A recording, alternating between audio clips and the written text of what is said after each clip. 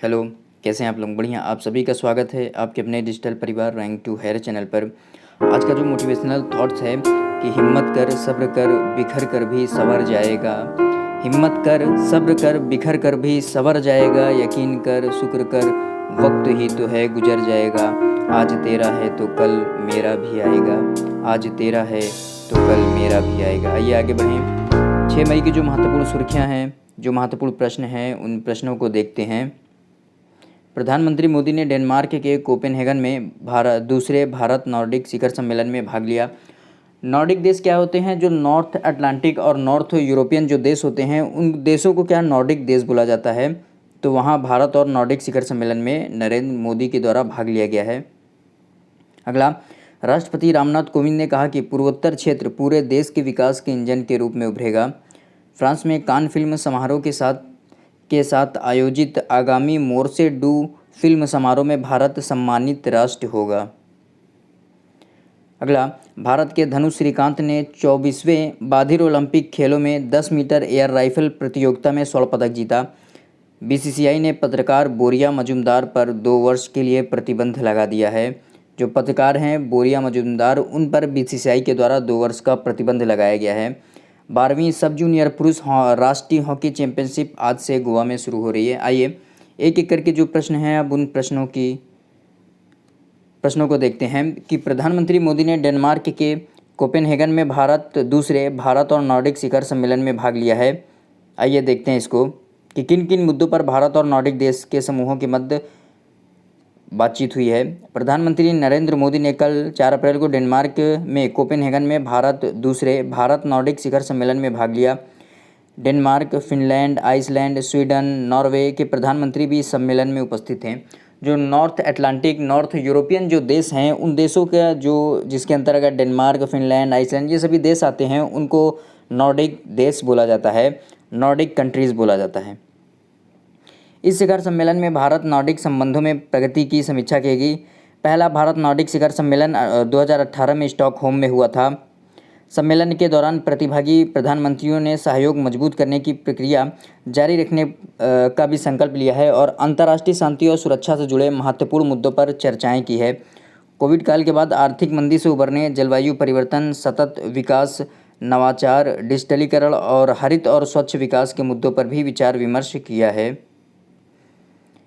Nordic देशों ने विस्तारित संयुक्त राष्ट्र सुरक्षा परिषद में भारत की स्थायी सदस्यता के लिए भी समर्थन को दोहराया है कि भारत को संयुक्त राष्ट्र जो सुरक्षा परिषद है उसमें भारत को स्थायी सदस्यता दी जाए।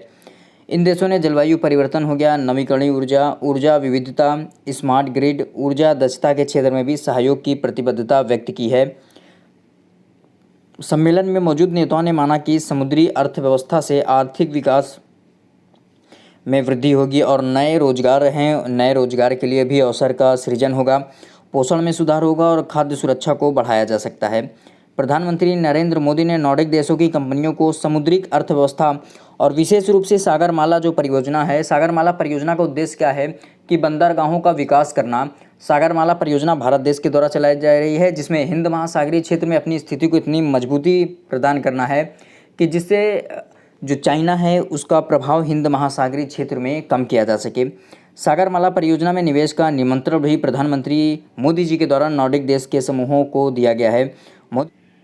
मोदी जी ने कहा कि भारत की आर्कटिक नीति आर्कटिक क्षेत्र में भारत नॉर्डिक सहयोग के विस्तार की अच्छी व्यवस्था उपलब्ध कराती है। प्रधानमंत्री ने नॉर्डिक देशों को स्वयंभू धन स्रोतों को देश में निवेश करने के लिए भी आमंत्रित किया है।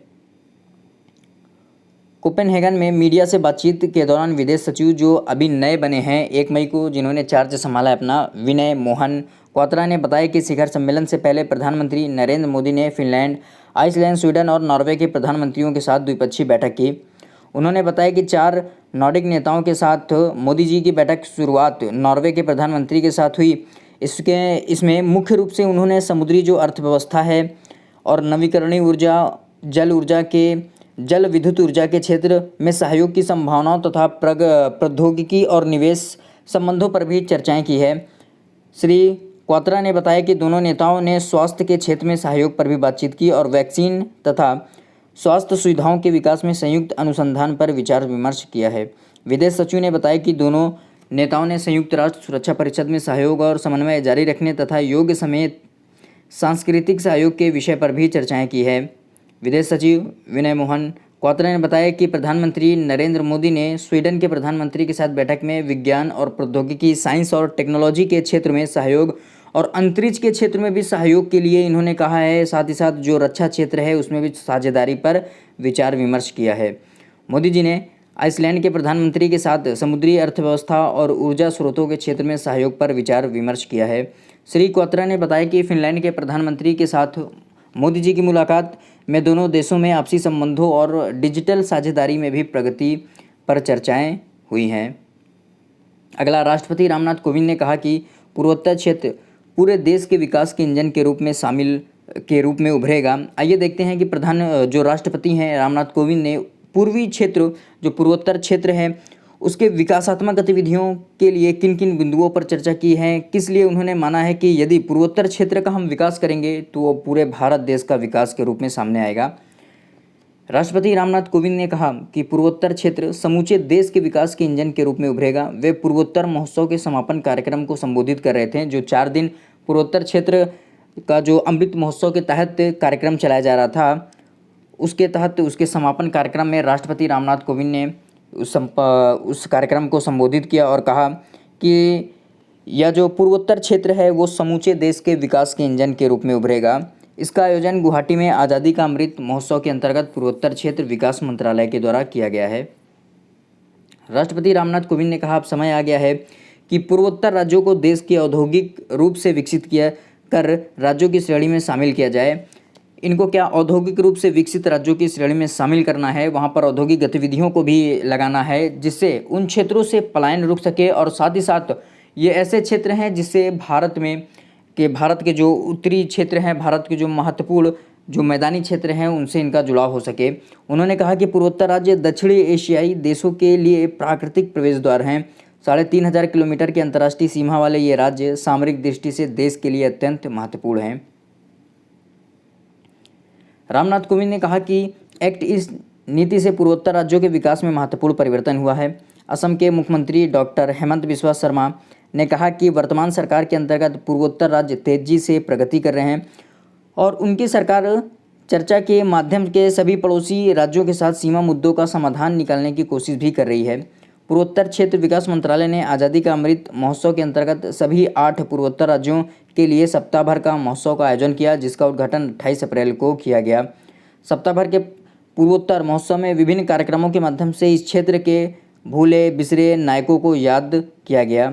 केंद्रीय पोत जहाजरानी, जलमार्ग और आयुष मंत्री सर्बानंद सोनोवाल, केंद्रीय विधि और न्याय मंत्री जो हैं किरण रिजिजू, पूर्वोत्तर क्षेत्र विकास और संस्कृति मंत्री जी किशन रेड्डी, पेट्रोलियम तथा प्राकृतिक गैस मंत्री और श्रम तथा रोजगार मंत्री श्री रामेश्वर तेली के साथ पूर्वोत्तर राज्यों के 6 मुख्यमंत्री भी इस अवसर में उपस्थित थे। अगला, फ्रांस में कान फिल्म समारोह के साथ आयोजित आगामी मोर्से डू फिल्म समारोह में भारत सम्मानित राष्ट्र होगा। आइए देखें इसको कि फ्रांस में कान फिल्म महोत्सव के आयोजन पर जो आयोजित आगामी मार्शे डू फिल्म में भारत सम्मानित राष्ट्र होगा। महोत्सव का आयोजन 17 मई से शुरू होगा। सूचना और प्रसारण मंत्री कौन है आपके? अनुराग ठाकुर। उन्होंने बताया कि उन्होंने दिल्ली में इस सम्मेलन की घोषणा की है। उन्होंने कहा कि फ्रांस और भारत ने अपने राजनयिक संबंधों के 75 वर्ष पूरे कर रहे हैं। प्रधानमंत्री नरेंद्र मोदी की पेरिस यात्रा और राष्ट्रपति इमैनुअल मैक्रों के साथ उनकी बैठक से आयोजन और भी महत्वपूर्ण हो गया है। श्री अनुराग ठाकुर ने कहा कि इस महत्वपूर्ण कूटनीतिक पृष्ठभूमि में भारत को कान फिल्म समारोह में मार्शे डू फिल्म में सम्मानित राष्ट्र के रूप में चुना गया है।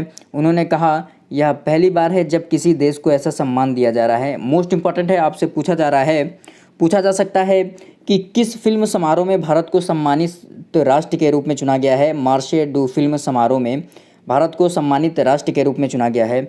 अनुराग ठाकुर ने कहा कि कान नेक्स्ट में भी भारत को सम्मानित राष्ट्र का दर्जा दिया गया है, जिसके अंतर्गत ऑडियो विजुअल उद्योग में 5 नए स्टार्टअप को आगे बढ़ाने का अवसर मिलेगा। इस महोत्सव में भारत की ओर से आर माधवन द्वारा निर्मित फिल्म रॉकेटरी का वर्ल्ड प्रीमियर भी आकर्षण का केंद्र बिंदु होगा। इस महोत्सव में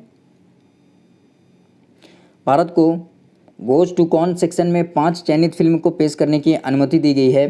ओलंपिया स्क्रीन नामक एक सिनेमा हॉल 22 मई को भारत के लिए समर्पित किया गया है, जिसमें अब तक रिलीज़ नहीं हुई फिल्में दिखाई जाएंगी। इस वर्ष भारतीय मंडप का theme India the current hub of the world है। यह देश की भाषाई, सांस्कृतिक और क्षेत्रीय विभिन्नताओं के साथ भारतीय सिनेमा का प्रदर्शन करेगा और यह वैश्विक समुदाय के प्रतिनिधियों के लिए नेटवर्किंग प्लेटफॉर्म का काम भी करेगा। अगला, भारत के धनुष श्रीकांत ने 24वें बाधिर ओलंपिक खेलों में 10 मीटर एयर राइफल प्रतियोगिता में स्वर्ण पदक जीता है। भारत के धनुष श्रीकांत ने ब्राज़ील के कैक्सियस दो सुल में हो रहे 24वें बाधिर ओलंपिक खेलों में पुरुषों की 10 मीटर एयर राइफल प्रतियोगिता में स्वर्ण पदक जीता। कोरिया के किम वू रिम को रजत पदक मिला और भारत के ही शौर्य सैनी ने कांस्य पदक जीता। धनुष ने फाइनल में 247.5 अंक प्राप्त किया, वहीं किम को 246.6 अंक मिले। भारत की बैडमिंटन टीम ने स्वर्ण पदक जीता और उसने जापान को फाइनल में 3-1 से पराजित किया। अंक तालिका में भारत 2 स्वर्ण और 1 कांस्य पदक के साथ 8वें स्थान पर है। यूक्रेन 19 स्वर्ण और 6 रजत 13 कांस्य पदक के साथ पहले स्थान पर है यूक्रेन। अगला है, बीसीसीआई ने पत्रकार बोरिया मजूमदार पर 2 वर्ष के लिए प्रतिबंध लगा दिया है। आइए देखते हैं।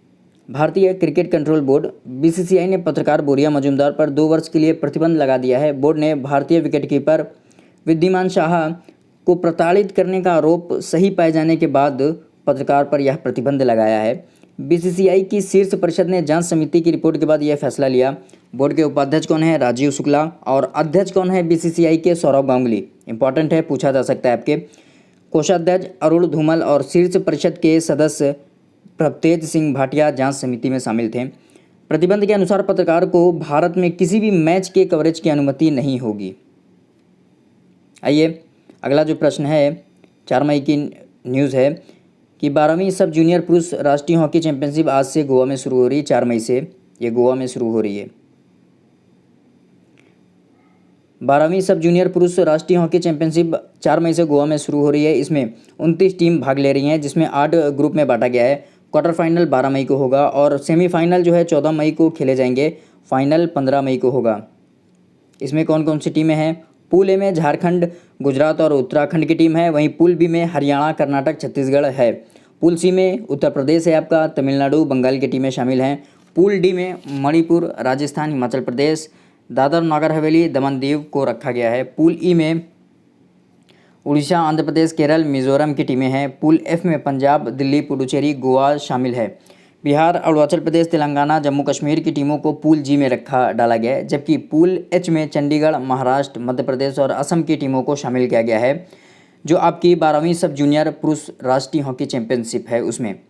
ये थे आज के महत्वपूर्ण प्रश्न जिनकी हमने चर्चाएं की। कैसी लगी आपको वीडियो को लाइक, शेयर, कमेंट कीजिएगा। चैनल को सब्सक्राइब कीजिएगा। आज यहीं तक।